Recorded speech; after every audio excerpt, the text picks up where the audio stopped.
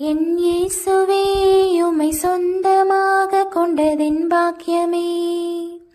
இதை விடவும் பெரிதான மேன்மை வேறொன்றுமில்லையே.